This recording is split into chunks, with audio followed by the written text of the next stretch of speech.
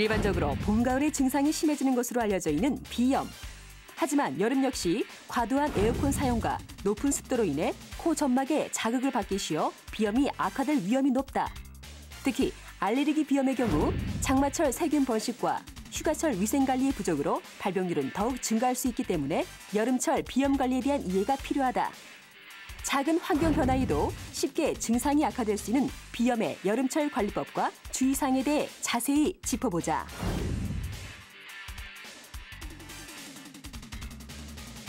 여름이 되면서 더욱 주의해야 할 질환 중 하나가 바로 비염입니다. 봄철 황사나 꽃가루 알레르기만큼 여름철에도 비염을 악화시키는 요인들이 많다고 하는데요. 재발하기 쉬운 여름철 비염 관리법을 자세히 짚어봤습니다. 보통 비염이라고 하면은 만성 비염을 이야기합니다.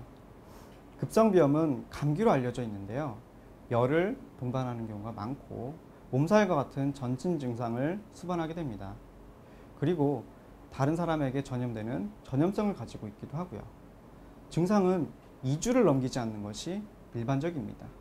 이에 반해서 만성 비염은 열을 동반하지 않는 경우가 많고 코막힘, 콧물, 재채기와 같은 비강 내 증상만 보이는 경우가 많고 몸살과 같은 전신 증상은 동반하지 않는 경우가 많습니다. 비염은 찬 공기에 폐가 상해서 면역력이 떨어진 질환입니다. 따라서 찬 기운을 피하는 것이 중요한데요. 여름철 찬 음식, 찬물을 먹게 되면은 위에 찬 기운이 들어가게 됩니다. 신체의 안팎의 온도가 커지게 되면은 이를 조절하기 위해서 에너지가 필요하게 되고 면역력이 떨어지게 됩니다. 그리고 여름철에 적응되어 있는 온도에서 갑자기 에어컨 찬바람을 쐬게 되면은 급격한 온도 변화를 조절하기 위해서 에너지가 많이 소모되게 됩니다. 이 또한 면역력을 떨어뜨리게 됩니다.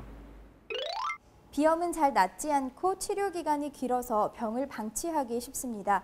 하지만 작은 환경 변화에도 증상이 악화되기 쉽고 또 합병증으로 이어질 수 있기 때문에 무엇보다 조기 치료가 중요한데요.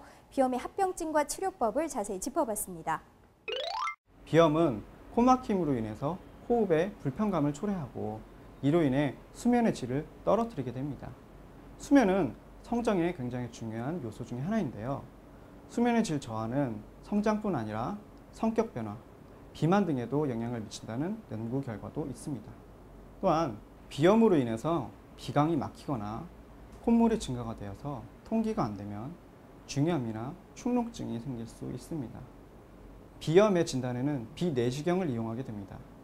비내시경을 이용해서 보면은 점막이 비유되어 있는 만성 비후성 비염, 반대로 점막이 위축되어 있는 만성 위축성 비염, 그리고 알러지 비염과 같은 경우에는 특징적으로 점막이 창백해지는 경우가 보이기도 합니다. 한의학에서 비염 치료는 찬 기운을 몰아내고 폐를 따뜻하게 해서 면역력을 높이는 한약을 투여하는 것이 근본 치료가 됩니다. 그와 동시에 염증과 부기를 내리는 외치요법, 그리고 뜸, 물리치료를 병행하는 것이 필수적인데요. 이를 통해서 증상의 개선을 도모함과 동시에 다른 진료안으로 이행되는 것을 막게 됩니다. 우리 몸의 면역력이 떨어지면 코를 통해 들어오는 오염된 공기가 비점막의 정상적인 기능을 떨어뜨리면서 알레르기성 비염으로 이어집니다. 따라서 비염 치료를 위해서는 몸의 면역력을 높이기 위한 노력이 필요한데요. 여름철 코 건강을 지키기 위한 생활 속 예방법을 들어봤습니다. 비염에는 찬 음식이 면역력을 떨어뜨리기 때문에 찬 음식을 피하는 것이 좋겠습니다. 그리고 너무 기름진 음식은 노폐물을 발생시켜서 면역력을 떨어뜨리는 경우도 있기 때문에 피하시는 것도 좋고요. 야채는 염증을 완화시키고 미네랄과 비타민이 풍부하기 때문에 많이 드시면 좋겠습니다. 가공식품의 경우 건강보다는 편의성에 초점을 맞춘 만큼 식품 첨가물이 알레르기성 질환의 항원이 되기도 합니다. 따라서 제철 음식과 집에서 하신 밥 이런 걸 드시는 것이 건강에 도움이 된다고 생각할 수 있겠습니다. 한의학에서는 냉방병 같은 경우에 생강과 계피로 속을 따뜻하게 하면은 조금 더 도움을 받는 경우도 있겠습니다.